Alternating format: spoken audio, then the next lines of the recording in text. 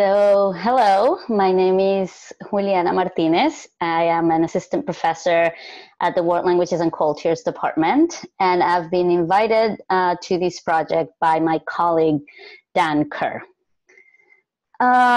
Thinking about how COVID has impacted me, I think the biggest change, or not necessarily even a change, but what I've been thinking more about is how this crisis, this pandemic, has really made evident how deeply rooted our social inequality is and what the deadly consequences of that inequality is. And that has been very, very clear to me from the start with gender violence.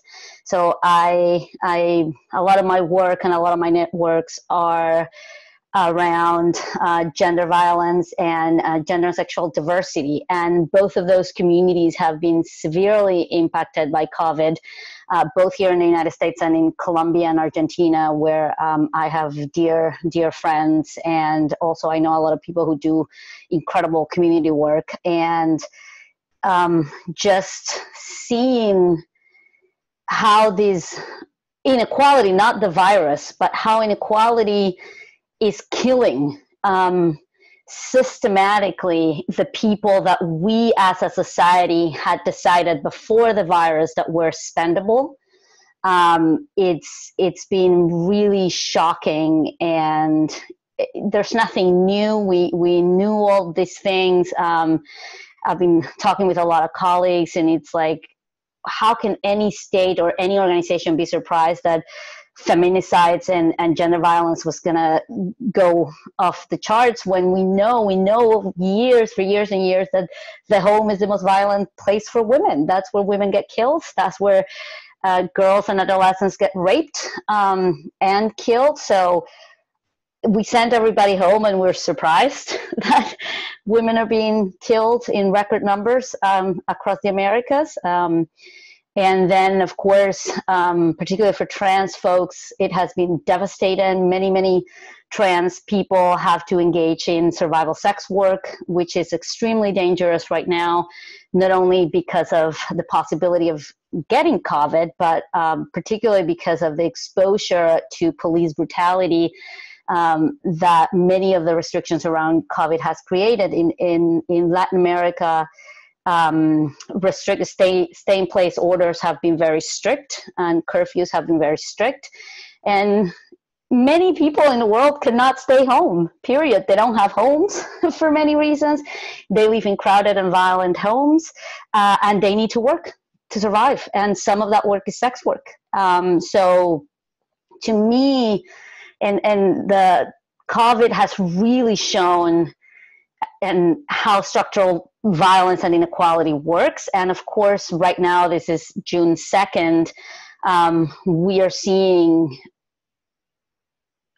the police brutality unleashed by people who are peacefully protesting police violence, racial violence, economic violence, all these forms of racism, which is how our society works. It's at the base of our economic system, of our political system, of our social system. Racism, sexism, heterosexism, and I'm getting super dense here, but I can't get it out of my head. I mean, for me, COVID has really brought to light the deep inequalities that our society counts on to function, and the deadly impact of that. And of course, in contrast, it has shown me once again how I benefit from that, because my life has really changed very little. I have a home, I have a job, I'm healthy.